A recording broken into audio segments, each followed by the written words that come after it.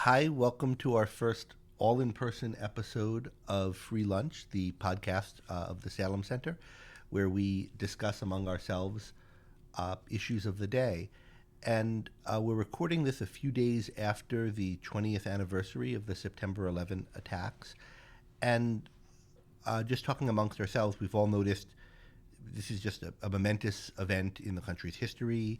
It's impacted so much of our, pretty much everything going forward. There's not an area of policy or of life where you can't, notice some change that traces back to 9/11 in some way. And so we wanted to take this occasion as a center where we think about policy issues, to think about how has the shadow of 9/11 shaped or altered American policy. In what ways is it a factor, or things that came out of it a factor in the other kinds of issues that we think about and focus on here? We had an event last week specifically on American foreign policy in the wake of 9/11, and that's within bounds of what we can talk about here. But I'm thinking it'll be in a way broader and more to do with domestic policy as well. But let me just start by asking us all to introduce ourselves and to reflect on where we were on that day, how we learned about it. I'm Greg Salmieri. I was just in my first year of graduate school in Pittsburgh, Pennsylvania, having moved away from the New York area for the first time, and thinking a lot about the role of ideas in life, focusing on some pretty technical ideas in philosophy, but I had the conviction that philosophical ideas are what drive history and what drive people. And I saw what happened as a horrifying confirmation of that. I saw people ideologically motivated to strike at something that I saw as really good, and a country not ideologically armed to fight it. So that was my big picture take on it at the time. But I also just felt, I woke up in the morning and I had the New York Times set to email me its headlines, so every morning I would read them, and I woke up a little bit late, as I often did. And so I got my email slowly kind of coming in, and I got all the events kind of in the order they happened as the emails loaded up on the computer. A plane crashed into the Trade Center, and then, oh my God, it's an attack, as everyone did, but just not live on television. And while this was happening, I remember one of my friends from high school IMing me at the time and saying, we're attacked, we're at war. And there's a sense of unreality about the whole thing as I kind of sorted it out. I had a lot of friends who were living in Manhattan at the time, and I was trying to get in touch with them. It was a horrifying morning, and I had both a sense of the horror of what was happening and this unreality of being somewhere new and apart from the part of the country that I had grown up in where this was happening. And but also the feeling of this being sort of playing out in the real world on a grand scale, the kinds of ideas and conflicts that I was concerned about in my studies. That was my take on it at the time, or my reaction. So, I'm Carlos Carvalho. I'm a professor here at McCombs, also in the Salem Center. And I was in Brazil still at the time. I was actually a few months before I moved to the U.S. I was getting ready to fly to the U.S. 2 days after September 11th to visit some graduate schools that I was applying to, that I had been accepted, and I was trying to shop around for where to go. And I was supposed to fly to New York City and visit Columbia and visit NYU, and that clearly didn't work out. And a few months later, I moved to the U.S. But that day, I was actually working on a paper with my advisor in Brazil at a Federal University of Rio de Janeiro, which is like not a particularly nice location in the city of Rio. And we hear the story. Oh, and we were in the office, and somebody said something. We walk outside, and there's a food truck that has a little TV, a tiny TV. We spend the whole day essentially watching that little TV, as things evolved during that day. And just my reaction to it was just like this of course, the shock, the immediate shock, and I guess that immediately I think there was indications that there were Islamic terrorists being part of this, which again wasn't surprising in any way, shape, or form. But once it happened, right? But I grew up in the 80s in a family and in a country that always looked at the U.S., or at least a large part of the country looked at the U.S. as a shiny city on the hill, really as an example of what we should be. And Brazil was always failing to be, something close to like the U.S. And I was at a moment of my life incredibly excited about the possibility of moving here. And you immediately start feeling that, well, how different is it going to be? I mean, I had been to the U.S. multiple times and as a tourist, but now I'm moving to a place in the middle, immediately after this event, right? And I guess all I can say from just fast forwarding is that I was always very welcome here. There was, even though we're living at a very transitioning time, starting 2000, late 2001, early 2002, this place was home from the very beginning. And we're able to I came here with some books only, and I'm pretty happy where I am right now. I'm wearing my hat here, indicating that I'm now an American citizen and very proud of being here. So I was somehow, looking back, one thing that surprises me is that how not bad it was, even though lots of things change. I think that the experience as a foreigner living here, building a life here was just as wonderful as I expected. Interesting. So I'm Tom Gilligan. I'm a research associate here at the Salem Center as well. I'm a little bit more wise than these young men. I'm older. In 2001, I was a professor at the University of Southern California in Los Angeles. So we were all just getting up and awakening when the news started to come of the attack on the World Trade Centers. We just watched it unfold. It was a sunny day in Southern California. The immediate impact was that the USC closed down for the day. I think most universities and businesses kind of just decided to shut down for the day to take stock of what was happening, because of course what the attack brought to the forefront of everybody's mind were security concerns. Were there additional attacks? There were that day, in DC, and an attempt on the Capitol and in the Pentagon. There were follow-on attacks later on, but there was just concern that week that something else was going on. So we shut down for a day. Tuesday we went back to class though. So Tuesday classes are going on again, and the university is operating fairly well. I lived in a town near Pasadena, California, where the Jet Propulsion Laboratory existed, and that's kind of a research institute for the federal government. And that whole town shut down. All the schools and the elementary schools and everything stayed closed all week. The town was basically secured. There was a cordon around the town. I don't know if they were operating on any kind of explicit intelligence, but I think what was going on throughout the country was that federal sites who were thought to be key to American strategic interests were hard protected during that week. I think, Carlos, you said this, life pretty much went on, but it was kind of like a slowly evolving train wreck the rest of that fall, right? There were a couple other incidents, I think, that fall. I think the shoe bomber is pretty close onto there, and there were a couple other revelations of attempts to do more damage there. Afghanistan was invaded, and it looked like there was some military action going on, but there was just a general acceleration of conflict and responses and concerns associated with radical Islam and the terrorism that promoted. Nothing dramatic as what ultimately happened was revealed then, but it was quite remarkable. But I think I agree with your point. It was interesting how weighty and fraught with danger the environment was, and how our ordinary lives carried on, with the exception of air travel, with the exception of some banking activities that became visible to the government in ways that they hadn't been before. But it's kind of remarkable how life went on, at least in the early months after the attack. I'm Steve Rashin. I'm a postdoc here at the Salem Center, and when September 11th happened, I was in high school in New Canaan, Connecticut, so right outside New York City. And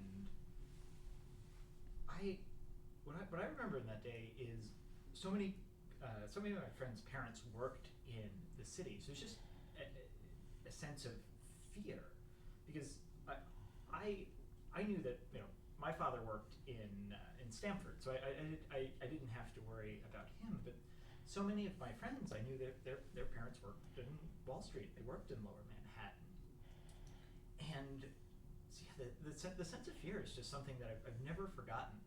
And then with that sense of fear, I remember very weird things about that day. Like, I remember having a quiz in biology. That's about the only thing I ever remember from high school biology. So you had to go to school that day? Yeah. Okay. So when the planes hit the World Trade Center, I was in band class. Oh. And then the first tower. You were right there. 9 in the morning. That's right. That's right. Yeah. It was also probably the one time I was on time to high school. But I remember watching the towers fall in band class, and again, because we were so close, it was there was just the sense, like I remember basically nothing except like it was the I keep coming back to the fear, but that's what it was, because we thought we were directly, there's someone was attacking our parents, and yeah, I don't remember anything that happened a month after, except that my family, we got so sick of the news we watched Nick at Night, because that was the only thing that would give us sort of a little bit of solace. I think that point about fear is really well taken. I mean, there's a particular way in which that would have been most present to people so close to the city and with family there, and I also had friends there. But there's a way in which I think there was a kind of metaphysical fear, something larger than the fear of the particular event that happened. I remember I was in, I guess, high school or middle school when the earlier attack on the Trade Center happened in, I guess it was 94. And I remember hearing there was a bomb went off 93 in the World Trade Center. Yeah. So does this mean the building's, not there anymore? And, it like hurt a pillar basically. I mean, I had the sense after that of a kind of invulnerability. And I think in general that it stood that way to me about that particular event. These little terrorists, they can't, they're like a flea bite. But in general, I think Americans grew up with, Americans prior to 9/11, a sense that, these kind of things happen in other parts of the world. There's instability in other parts of the world. You could be a victim of a war or a terrorist atrocity if you're in various other places in the world. But America is somehow safe. We are, that kind of thing doesn't happen here. We're too powerful. We're too mighty. Everyone knows it. People can't attack America and get away with it. And I grew up very much with that sense of America. I think a lot of people did in the 80s, 90s. And I remember I was starting to think that, and I was sort of in a kind of inchoate way proud of that. I thought there was something good about America that made us safe here. And I remember being very bothered when the attack on the Cole happened, which happened in late 2000.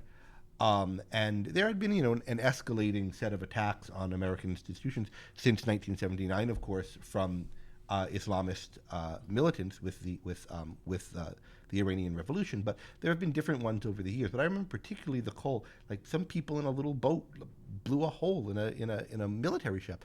How could we let this stand? And there was something like we need to do something about it, a kind of feeling of worry. But it wasn't huge news. It was just one thing that was happening while we couldn't figure out who won the presidential election.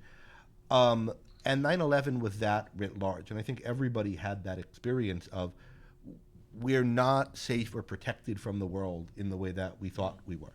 I think that was an overwhelming kind of American reaction that different people reacted to differently. And I think some people reacted to positively, thinking that there was a way in which we had to be brought down a peg. And but I think most of us reacted to it, not well. This is not a welcome discovery.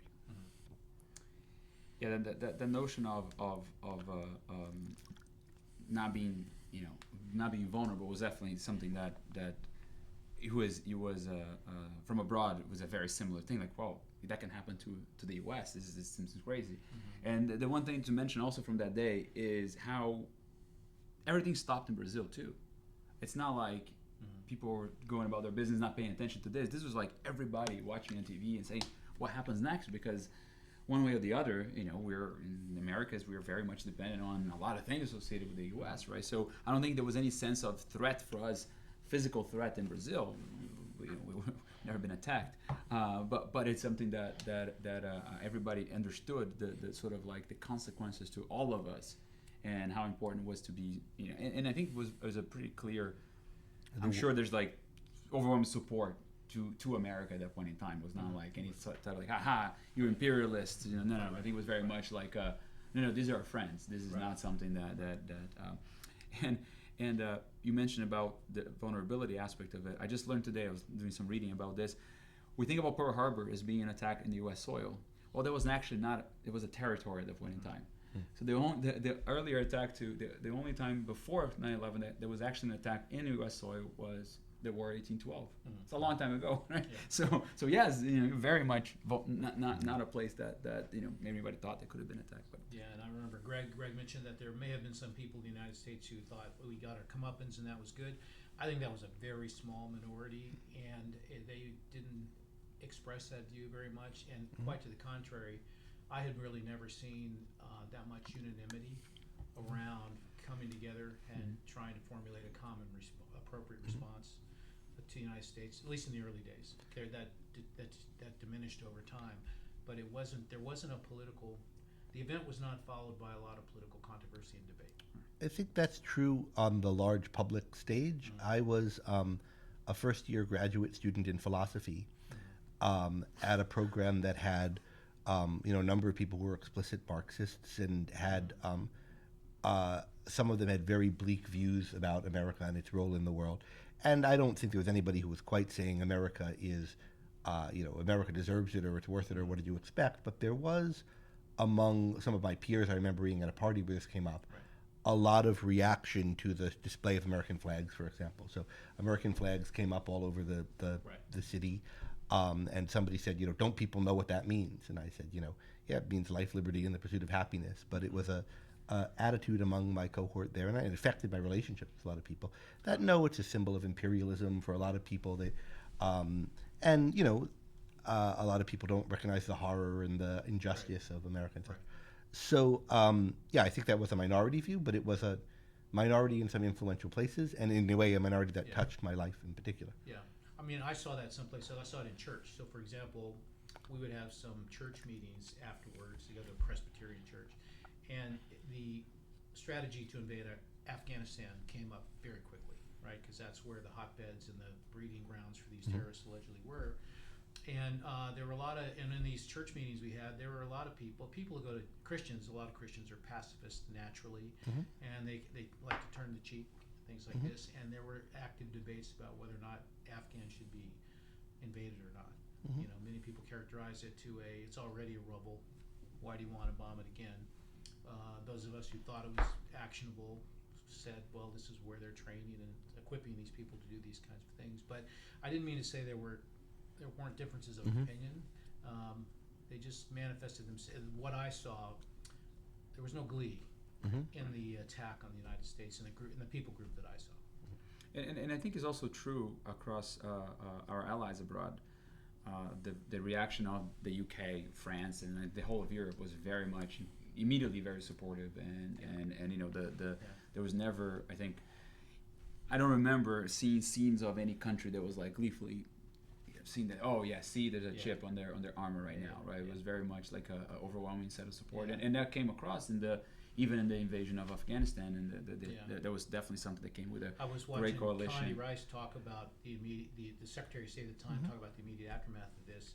And to your point, she said Article 5 of NATO, which is the provision that if one is attacked, we're all attacked, was executed, was invoked, not by us, it was invoked by our allies in Europe.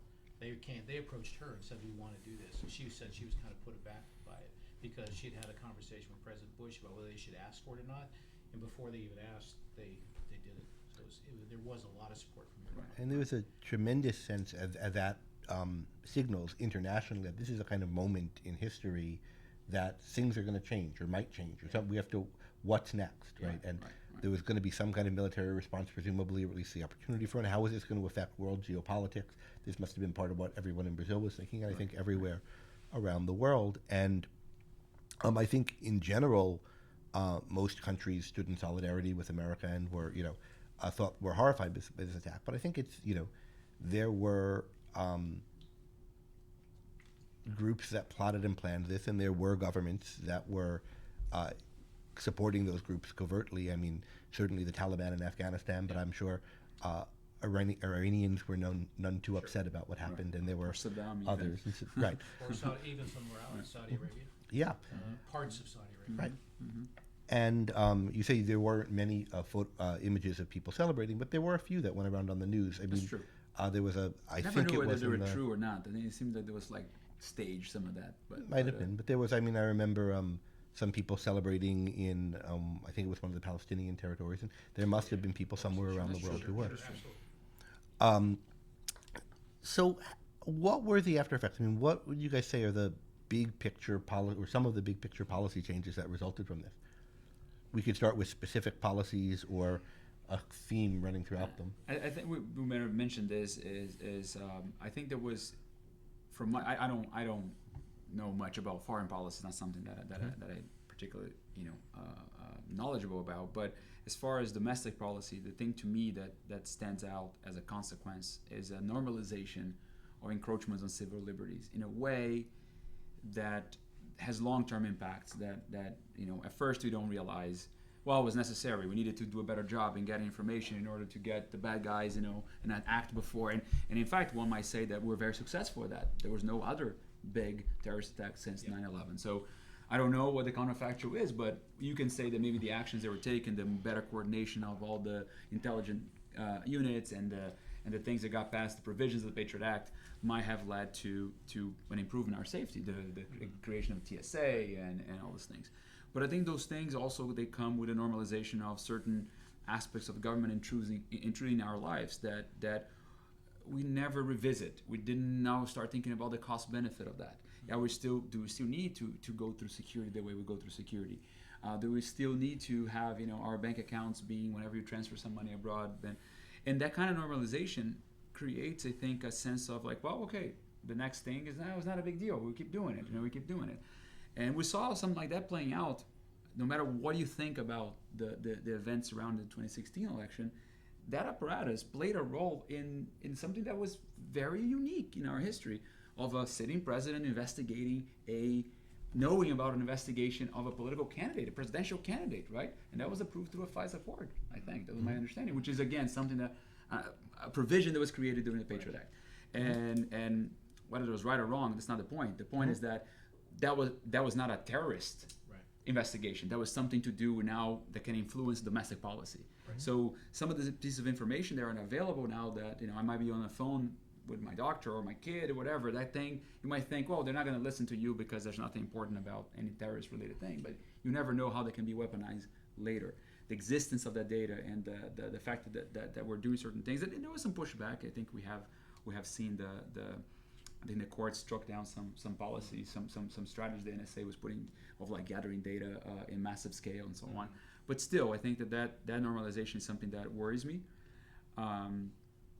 And there was a crisis, and that created new things that I don't think government necessarily should have the power to do forever. And then next crisis comes along, and we see the thing happening again. Right? We are living still under what one could call a governor's dictatorship in the country. Nothing was legislated in the past year. It was all by emergency fiat by governors, which is, again, is not great. Mm-hmm. At a minimum, I'm glad that after 2001, a lot of things were legislated. The Patriot Act had passed, both houses of Congress voted on, I think Senate approved the invasion of Afghanistan, even the subsequent invasion of Iraq that was legislated, and I think that there was, again, a growth in presidential authority since 9/11 that we see moving always bigger. That becomes always more powerful. And I think now Congress is being just too lenient about executive power. So I see a direct path, actually, from that, just like the ever-growing imperial presidency of the U.S. is something that worries me a lot. That's the primary thing that I think is a consequence. Yeah, I agree with that, but I want to put some context in it. You used the word solidified. Mm-hmm. You got to realize this is taking place, though, in the birth of the internet. And the first browser is Netscape in 1994, right? So this is just 6 or 7 years before this. And you're seeing information technology, the costs are going down, cost of storing data is going down. I mean, NSA could never operate the way it does now in 1985, right? You just can't possibly collect that much data and analyze that much data. So the technologies of data analytics and artificial intelligence have embedded the surveillance state that the government has used to address these security concerns that could be legitimate but subject to a lot of abuse. Right. So it's not. I don't think we have the role we have because of 9/11. I think it was a factor that contributed to the way that the state claimed to find some use for itself in the modern economy. One way of thinking about it is some decisions had to be made about what policing was going to look like in the internet era, what kinds of access there would have been to this information, what kind of warrants might have been required when there were new surveillance capabilities that are now technologically possible. What will the law be regarding them? And some decisions would have been made about this in the 2000s, one way And or you're another. right. It was necessitated by the new technology. But those decisions were now made in a time of panic and a sense of crisis. And whether the same decisions would have been made or not, they would have, I think, been made differently. The kinds of considerations, the weightings given to things, the nature of the public debate about them, I think would have been different had it not been occurring in the wake of this atrocity, and in I think, a climate of fear. And I agree with the concern about the growing concentration of power in the executive. Now we see it with the governors in COVID, but particularly in the president. And if you think about when was the last time that executive power was significantly rolled back at the federal level, I think it was after Nixon. Right? So there were some hearings about after Watergate and so forth, and there were some inquiries in the 70s into what the security services were doing, the FBI. There was the investigation into the counterintelligence programs, and there was the passing of the special prosecutor thing under which Kenneth Starr eventually. Right. So there was in the late 70s, early 80s, maybe a kind of concern about executive power and a worry about the needing to roll it back. And it stayed pretty much where it was rolled back to, I think, largely through the 80s and 90s. There might have been blips one way or the other, but I think we saw a tremendous concentration, starting with Bush, then Obama, then Trump and Biden. Legislature kind of ceding more power, and then presidents claiming more power, using executive orders for bolder and bolder things, and getting less and less pushback. This is why you had sent out a preparatory email that brought up the notion of American exceptionalism, which was a term coined by Alexis Tocqueville.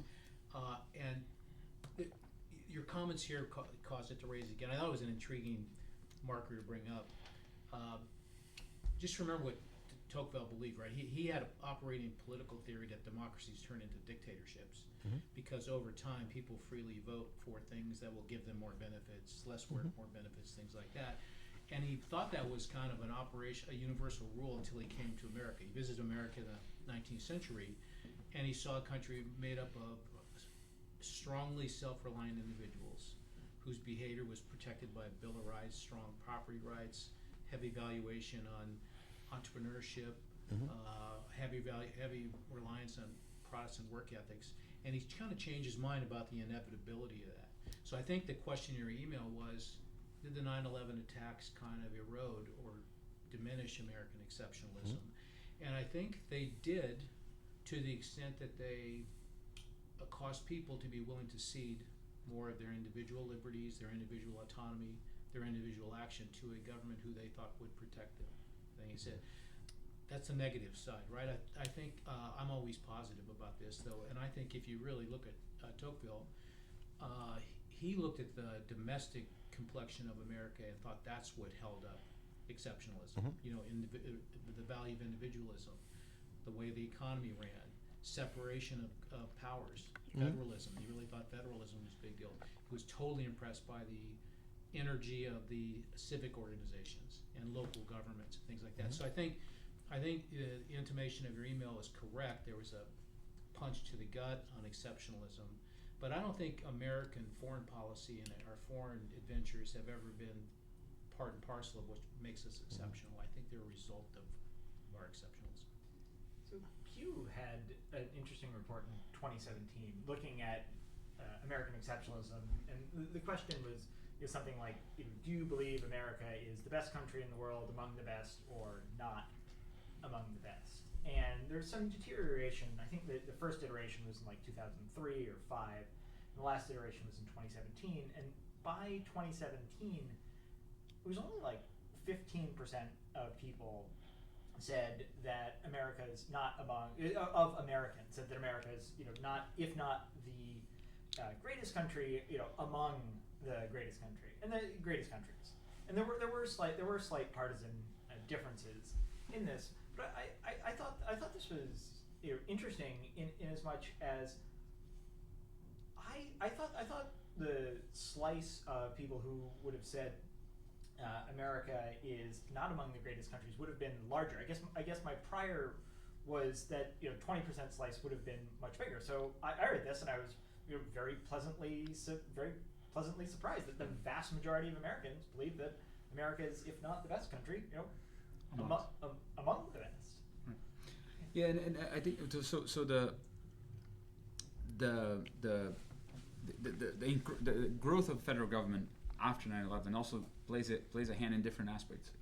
So the regulatory state, in particular, associated with the financial world, is something that was bigger, more intrusive, right, which has consequences in commerce across the board. Sure. Right. And then you have the policing of the militarization of police, something that 2020 was a year where we had a lot of rumblings about in the country, discussions about how police conducts itself and how police does things.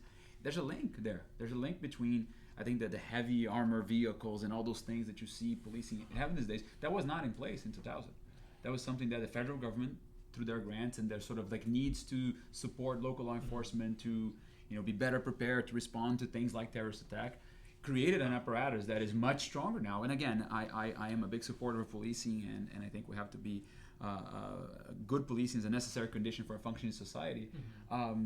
But we do have in the U.S. now a police that is very different than what it was before, and looks very different than the rest of the world, right? But that it also shows you, and the point I want to make about police is more about the ever-growing influence of the federal government and how states and localities operate. They might say, oh no, you make the rules in the local, you run your police, but if you want our money, if you want the grants, you need to get it in line and do these things this way, right? So they have a lot of regulatory power in how things work locally, which again is an erosion of that exceptionalism and of the Tocqueville take on America. The other thing that I think we have to bring up is the fact that we had two events right back to back after 9/11 that I think created a big problem of the way we look at our institutions and how we trust our institutions. I think there was a lot of unity, and I think that the unity after 9/11 and the support to the president was I think very clear. There was no problems there. Then 2003 comes along, and the follow-up to our invasion of Afghanistan and the early success of Afghanistan of like clearing out the Al-Qaeda, making sure they would control the country. It was a very successful endeavor in the very beginning. Then we decided to continue the sort of neocon, spreading democracy across the Arab world and the potential role that either Iraq had directly or the potential future threat that Iraq presents to us. That was presented to our Congress, and again, 99-1, I think, was a vote to approve the invasion of Iraq. And that comes without, that was later discovered that, they didn't have the weapons of mass destruction that was the premise for that invasion. I think there was a big hit. There was a big hit politically for George Bush. There was a big hit, I think, for our institutions. All of a sudden, we're like, wait a second, how can we get that so wrong? How did 99 senators with all this privileged information and everybody got this so wrong? What's this? And then you start getting these things of, it's because of oil. Like, no. There's a lot of questioning of all the goodwill that was built up after 9/11. I think started eroding right there, right? And then you have 2008, 5 years later. It was not that far. You have this huge crisis, huge institutional crisis that in some ways way more serious in terms of the cost to life and the cost to people than 9/11 actually was, right? And once again, there I saw a lot more glee reactions in the world about, those capitalists are finally falling. Look, they're just these greedy pigs. They're going around and of course this is gonna at some point a house of cards, right? But that was a big hit. We all of a sudden felt that, our institutions are not as strong as we expected, and politicians take advantage of that. Political movements take advantage of that, and I think that sequence of events of 2003 and 2008 are then I think a big. And that's not a consequence of 9/11 necessarily. There's no link between 9/11 and 2008. I don't think there's any direct link that we can think about. But the intermediate step, I think, of the Iraq War, and even though, again, it was a successful invasion, the military executed its mission very well, very quickly. But to what end? And I can't help to think that was like a starting of a bad sequence of events and how the political, at least discussion in the country, the polarization that follows and all that. I think there was a real unraveling around those two events too, and I do see there as being a thread tying them, not a thread tying the financial crisis in particular, but the way we reacted. So, and it's related to my take on American exceptionalism. I mean, there's a particular history of that phrase in de Tocqueville, and there's much interesting and right about what he said and what you said about it. But kind of the way I think about it is, I don't think, what I think of as American exceptionalism or national self-esteem in America, you might think of it, is not just whether somebody's willing to say that we are the best country or one of the best countries. There are a lot of people who will kind of, in a surly way, say they're the best when they don't believe it, and they'll be kind of fighty about it or whatever. Like But a kind, fans. yeah, but a kind of confidence that comes from a real conviction that you're good. And I think it's part of the kind of American sensibility to have a real conviction that there's something really morally good and right about the American form of government, and at the basis of American institutions, whatever problems, evils, wrongs there might be, there's some kind of core virtue or goodness to America. The world's first fully representative government, the first government formed, I mean, that last isn't quite true, but this one is the first government formed on an explicit declaration of a moral principle and the principle of individual rights, and that kind of moral core is a cause of America's wealth, prosperity, military power. There's some connection between those two things.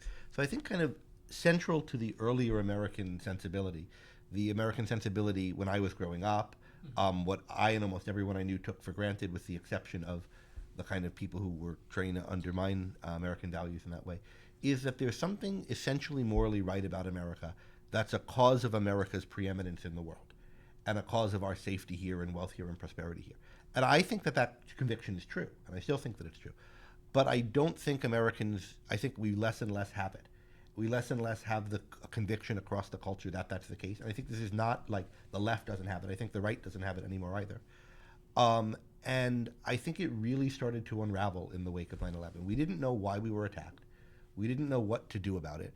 There was something obviously, everybody was rallied and was excited and ready to do whatever the president said and so forth. And there was an almost kind of weird if you were criticizing Bush in the wake of the response to 9/11, you were seen as unpatriotic, as bad. I remember the Dixie Chicks, that country group. People were trying to cancel them because they didn't like Bush. I didn't think their views were any better than his, but I had friends who were very critical of Bush, thinking that his foreign policy wasn't assertive enough and didn't assert the right things. They got really called out for that from both left and right. But there was something, I think, transparently weird, wrong, evasive about the response to it. We didn't say what we were fighting against. We're fighting a war on terror, so the IRA is our enemy here. There was a kind of weird squeamishness about naming or properly identifying who the enemy was. Not early on, right? In the fall of 2001, it was clear who it was. It was the Taliban and the Al-Qaeda. It was called that's who we went after. It was called the War on Terror. Why was Iraq suddenly in it? Why was North Korea in the axis of evil? That was a little later, right. And the whole either we were with us or against us is like this dichotomy. But it was either you're with us or you're with the terrorists. I think even very early on, there was a lack of identifying what is the movement that's involved here. And I think there was a kind of false dichotomy of either we vilify Islam as a religion and we become kind of bigots against all Muslims, or we pretend that this movement has nothing to do with that religion, or it's not a movement that's spreading in that religious culture. There was a toxicity about thinking about that whole thing. And I think the toxicity about thinking about that whole thing made us not really identify what this movement is, not think about what would happen if we invade a bunch of countries in the Middle East, set about trying to create democracy there, and not think about what do the people in those countries want and what are they going to vote for and what's going to happen if there's a Muslim spring. For example, will Islamists come to power in Egypt? Why is there an Islamist movement? Why is that targeting us? How is it happening? There was a total lack of thinking about that on the part, or rather not a lack of thinking, there was a kind of evasiveness about it on the part of policymakers that I think led us not to set clear foreign policy objectives. We lost both the wars in Iraq and Afghanistan after an initial seeming victory in them because we had no end goal in the wars that made any kind of sense.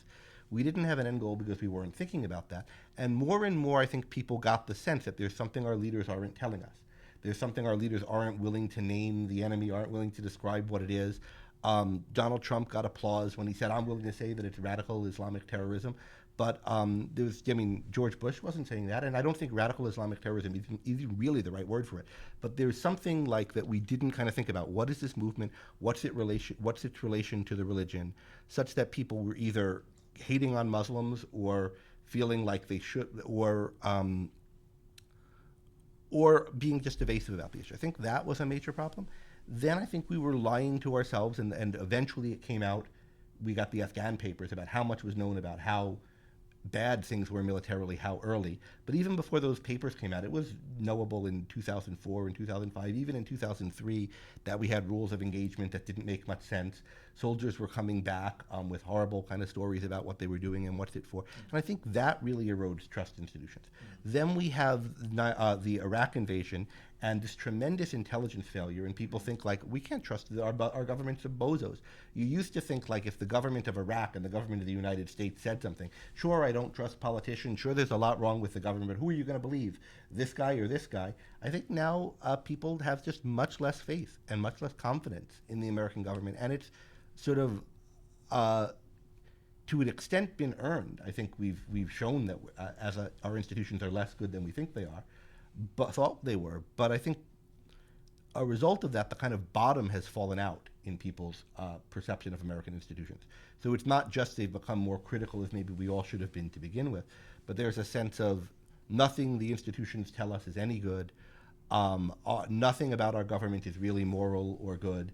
And I'll just believe whatever I feel like, whatever people, my friends tell me, whatever conspiracy comes about. And I think you can really see this. There were all these kinds of conspiracy ways of thinking and skepticism of the American government, always on the American left. I think it's now become totally endemic in the American right. We had our last Republican president is someone who likened our moral status to that of Vladimir Putin, and no one cared that he did that. Could you imagine in the 1980s or the 1990s a Republican candidate saying anything like that and not being I think a lot of people thrown out cared. of the It's not a fair characterization. No one cared, and it's just that was still like, won the yeah, it's a hard problem, he right? still won the nomination. Forget about whether he won the presidency. I He was doing that understand. before. Again, I don't. To say that no one cared, like the entire set of elites are like, oh, what do we do here, right? It's But very, the very base, hard. I mean, it's not like that's seen by most Republicans as a black mark against him or How do you most respond Democrats. to the polling data, though, that doesn't show this broad loss of faith in government? It's about the same as it has been. Also, I mean, I'm going to invoke my age again. Mhm. I'm not sure that anybody ever had the Pollyannish view that the government told the truth all the time, and it wasn't, its motives, its actions weren't based on corrupt motives sometimes, and that they were duplicitous sometimes, and that they were themselves people who were prone to mistakes or capable of mistakes. Like, I guess what I disagree with, you shouldn't be so pessimistic as a young man, but what I disagree with is that we somehow crossed the Rubicon. You know, somehow our institutions are now bankrupt and corrupt and unbelievable, and they weren't before. I don't see that loss. I see America as having vigorous, robust, and imperfect institutions. So there are two questions. So one is the polling data. The polling data, as Steve told us about, isn't how much people trust institutions, but whether they think America is one of the better countries. So I think we need different polling data on institutions. I don't know what the polling data is. Congress approval. I mean, you can look at Congress It's very approval. low, It's yeah. very low now, and I don't actually know how. But it was how- never too high. I mean, was never people too high, never loved exactly. Congress. It's gone way down. It's gone down. I mean, but approval, even on institutions like our institutions, I think if you look at how people trust universities, for example, is something that all of a sudden is record low relative to where it was before. And They have considerable trust in military I think institutions. that's still pretty high. That's Yeah. still pretty high. Yeah, that's a good point. So, and I'm not sure there's been a temporal decline in all these things. I think Congress has been lowly rated for a very long time. Always in the bottom of all the others, that's for sure. Yes, yes. So I think it's how much does one trust the government, and should one? And how does one respond if one doesn't? So I don't think people were ever all Pollyannas, that every politician's got a heart of gold and everything I'm told is true.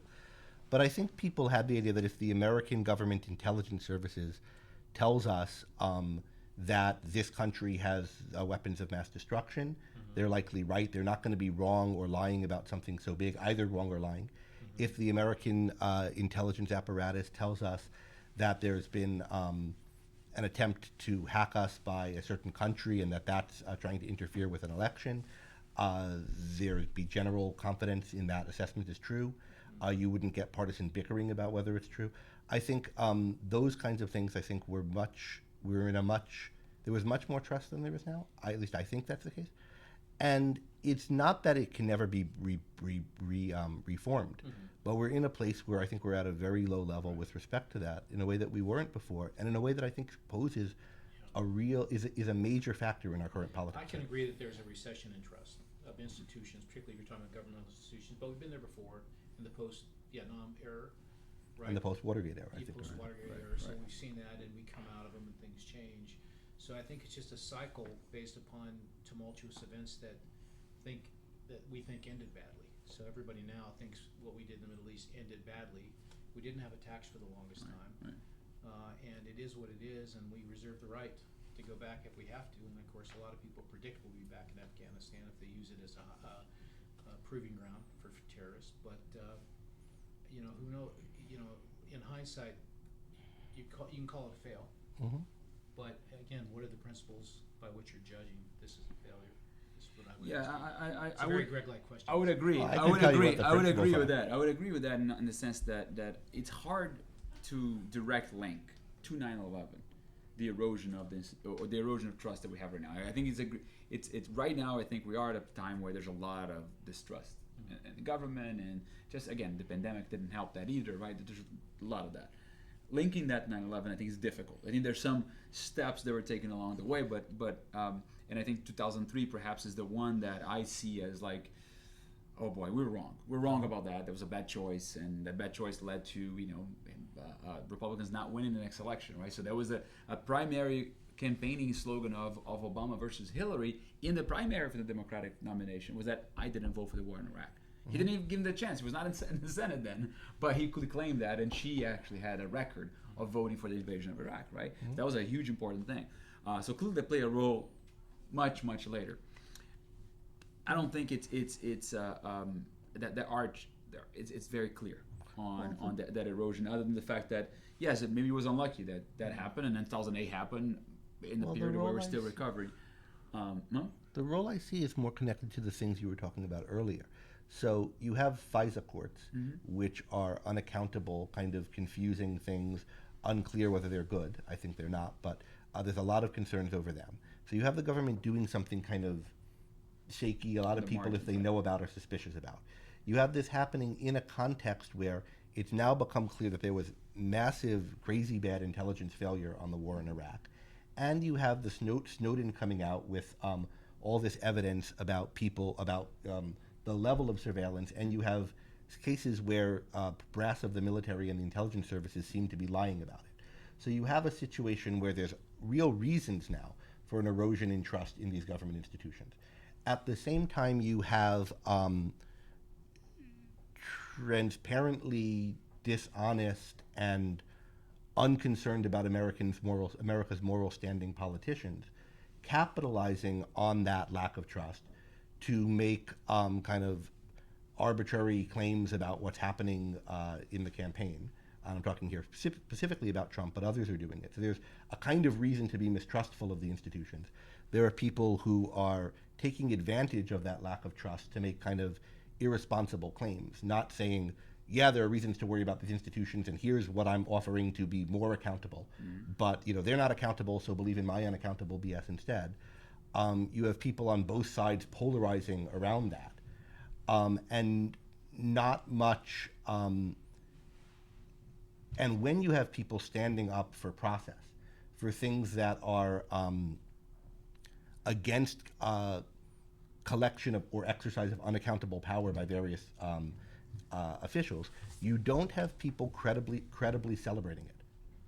So you have Democrats celebrating what Republican election officials did in 2020 about not willing to kind of pretend that the election results were other than they were. But the Democrats who are celebrating it aren't credible in doing it because a lot of people think they would, they're just like that this broke their way. And there are plenty of cases where those same kind of people have lied. and those same institutions have lied.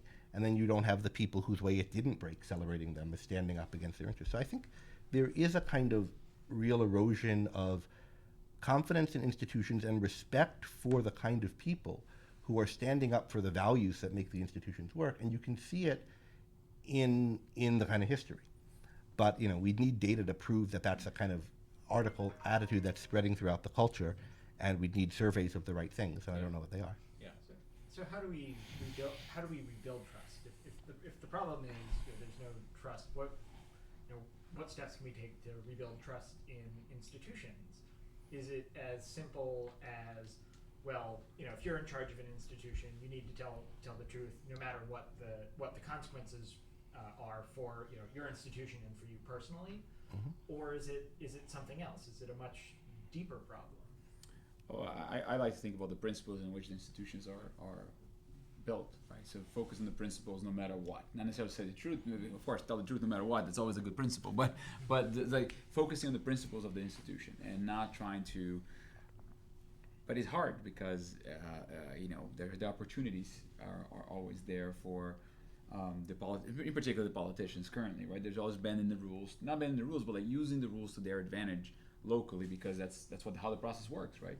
And I think that's why most likely distrust in politicians is a common thread in the unless maybe the leaders that are very charismatic and draw a lot of positive feelings from people and so on. But I think that the reason why Congress has never been highly rated is because people understand that the process is messy. But individual congressmen are highly rated. Individual and they get congressmen. reelected That's at right. higher rates than That's right. So which is really paradoxical, right?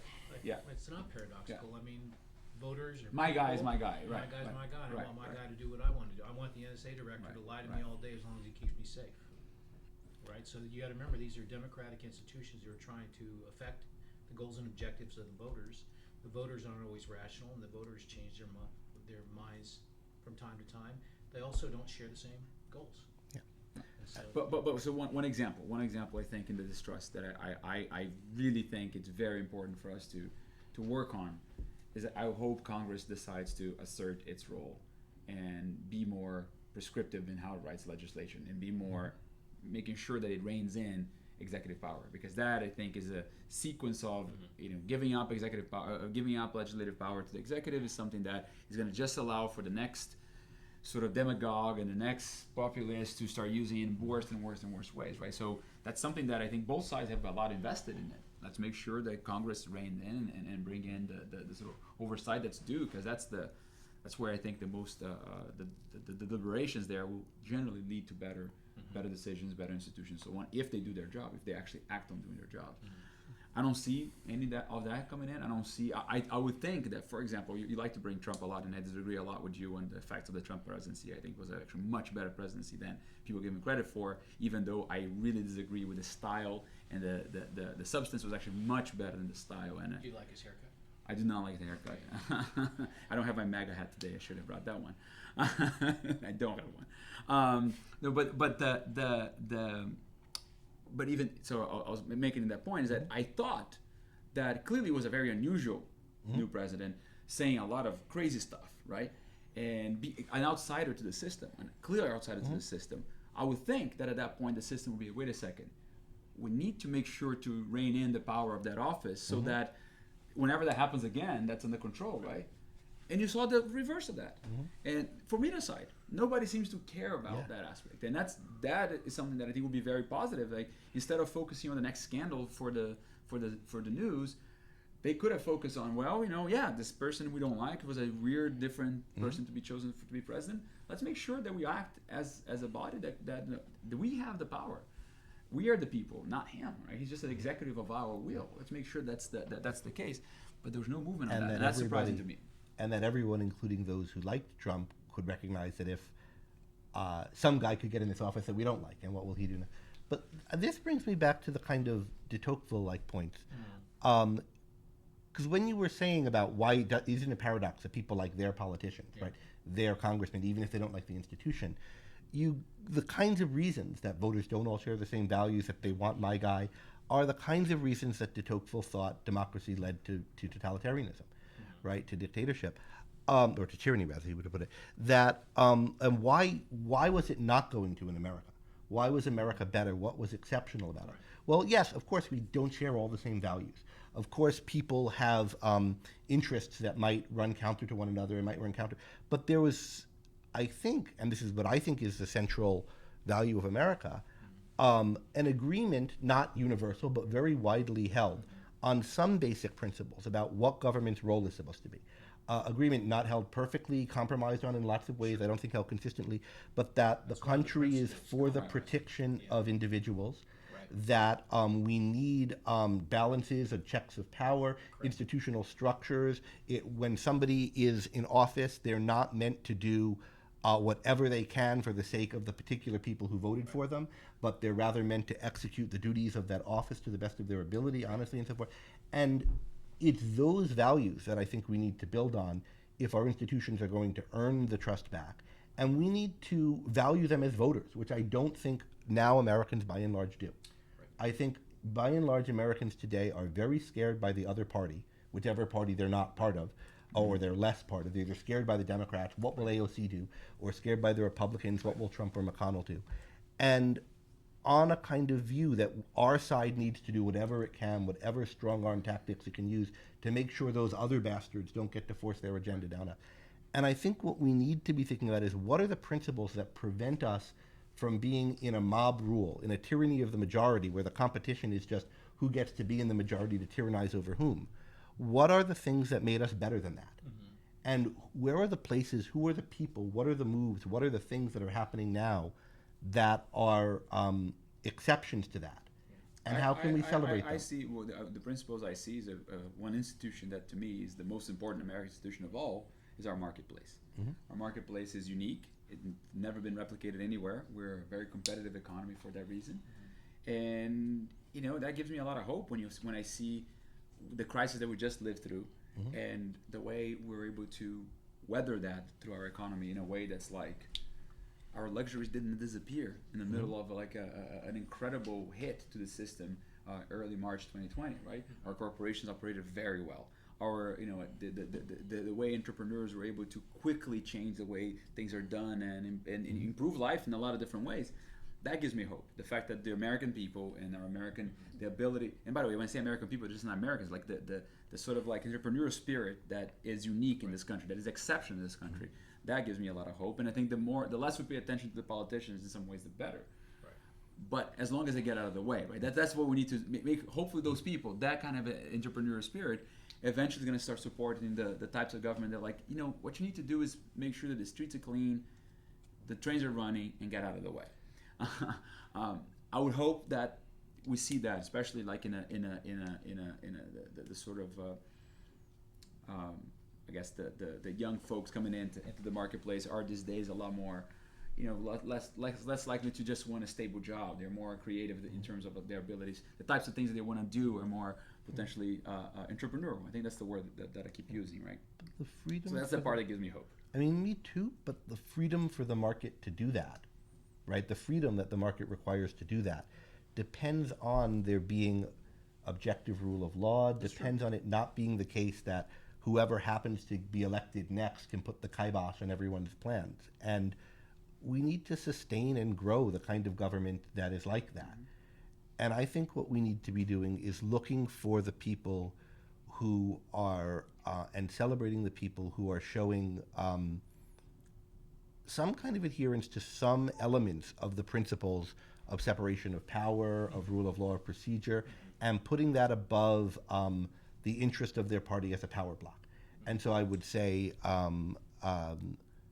Joe Manchin, I think, has whether you agree with his principle or not, he's someone who believes in bipartisanship and he's kind of sticking to it. I think Elizabeth Cheney is someone who, you know, is going with what she thinks is the right thing to do, even when it's unpopular with her party. Who are people that are doing that? Whether you agree or disagree with their particular decisions, celebrating the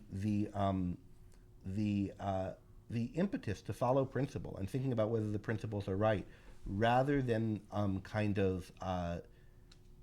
they don't have to be super profound, deep principles, but just the principle of, you know, rule of law how should this institution work, what standards should be used here, as opposed to direct, immediate political expediency.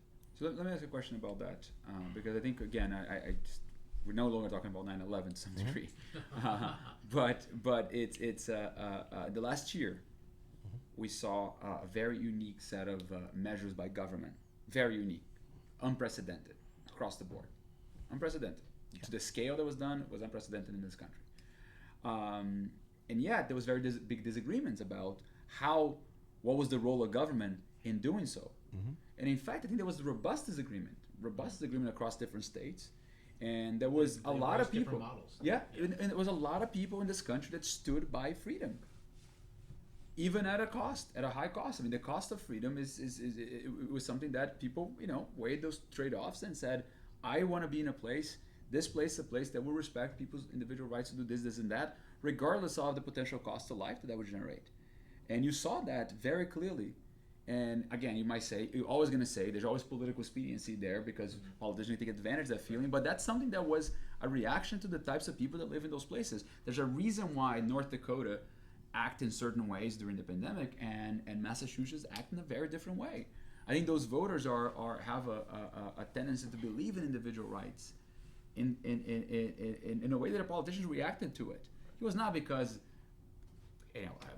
they didn't care about human life or they didn't care about but no, the sort of incredible intrusion into people's lives that was proposed in the beginning was something that a lot of us fought from the very beginning. It's no, you cannot do that.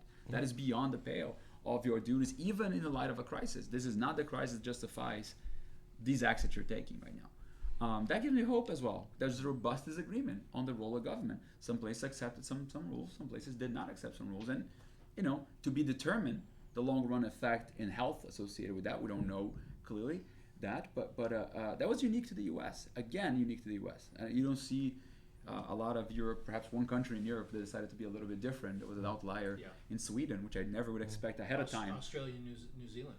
Is the other extreme? Is the other extreme? And I think this was, Tocqueville saw this in the American culture when he was here. He called it self-reliance, right? There was a view that was embraced in Florida and Texas and some of the other states that give us the information, let us be responsible for our own health, safety. Well, in the best moments of those states, that was the view.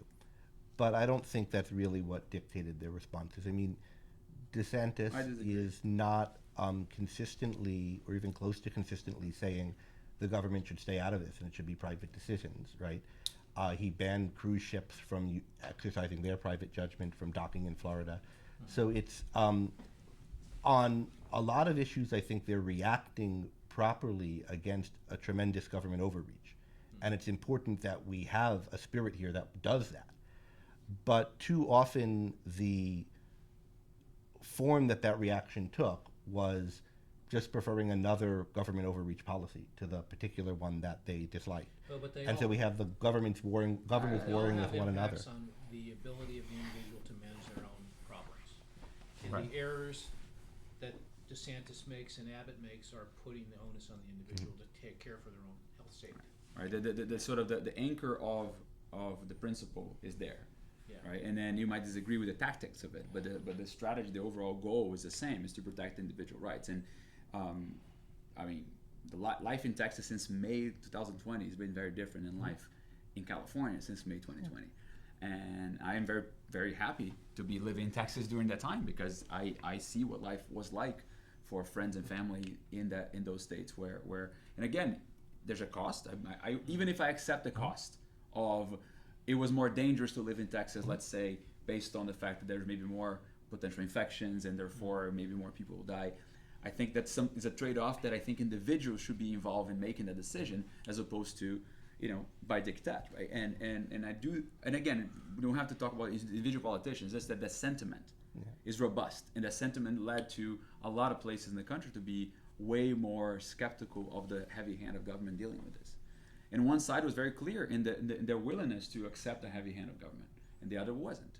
Well, I agree that Texas COVID policy was a lot better than, I think, than Florida's, but also than Massachusetts or New York's. But part of what it is to think of this as a rights-based thing and to really respect individualism, as opposed to what the socialists used to do, or the communists used to do, or the fascists used to do, is to respect private property and contractual arrangements as ways of dealing with this. That I, as an individual, not only have the right to choose for myself when I'm all alone, but choose for my business what's going to happen, choose for the people I associate with, choose the terms through contracts. And as soon as you're allegedly in favor of individualism, stamping on people's ability to do that as a business or as an institution, I mean a private institution, I don't think you're on the side of the principle of rights. And I think but you need to give me better examples of that, because I don't think that happened in the state of Texas or the state of Florida. cruise ships. The cruise ship was a very short-term thing. I mean, it's not like, the state of Texas is telling the business, no, business, if you want to have a vaccine mandate, go ahead. If you want to have a mask mandate, go ahead. As a business, you can do it. They never, we're talking about places that said, all right, business have to shut down for an indefinite amount of time. And then we didn't do that and said, like, you can operate. Here's some rules. They put some rules in place, like, reduced density, whatever. But the sort of guiding principle is like, let the business operate as best as they can under some conditions. Whereas the other side was like, no, you just can't. Economic activity has to cease right now. And that's obviously a very different, a measure of application of a principle. I guess that's what I'm saying. I think Abbott and DeSantis are significantly different on this. I think Texas is a lot better than Florida here, but we should have a separate That's right. recap on COVID policy. We're also over time. So what did we learn from this? Is there any kind of summing up of our perspectives on this? I mean, one thing to worry about, to connect the COVID policy to the other thing, is there's whatever you think about one party being worse than the other, there's right now we're seeing a tremendous use of a politicizing of decisions by governmental institutions. So take the Biden mandate or quasi-mandate, or whatever you want to call it, on vaccines. We have a president directing OSHA to make certain determinations. Before, maybe we had Trump directing the CDC or whatever to do it. But if these institutions are really, I don't think there should be government institutions doing what OSHA and much of what the CDC does. But if there are institutions, they're supposed to have standards and policies and practices. And you're supposed to be able to grow up in them and learn this culture and the expertise. Right. But we're seeing them more and more directed by whoever happens to be president. And I'm worried that that's something that grew out of 9/11 and our response to it. Maybe you're skeptical that there's a kind of trace Yeah, don't there. worry about it. I mean, there's the Administrative Procedures Act that OSHA has to follow, and there'll be a lot of litigation if they are found to violate it because the president tells them to do something. So the things that presidents can do are executive orders, which often don't have any weight in law. They're kind of guidance. So I guess I think it's all about checks and balances, and I think we have a lot of checks and balances that allow politicians to bluster. President Trump was bluster. I think President Biden is bluster. But I think once the litigation and the legal challenges come forward, they don't really have that much authority. Than say President Eisenhower or people before that. I don't see the big change. And that's true. Yeah. The CDC moratorium on evictions, right? It was something that was struck down by the courts, right? The courts intervened, and that overreach was not allowed to continue. I think the only thread that I think is common across the entire conversation is the fact that we all agree there was some erosion of civil liberties that came as a result of that. And there is some growth in presidential authority that came as a result of that. So regardless of the trust issue right now, I think those trends are... Do you agree with that? Do you agree with that? That there was a growth in presidential authority. I think it's not a legal thing, or it's not a legal thing, or I think it is more about Congress abrogating their oversight responsibilities, and I think it's a political thing. I think it's not an institutional thing. I would say there's a tension between sort of collective security and individual rights that is, September 11th through to the pandemic, that we're still trying to figure out, what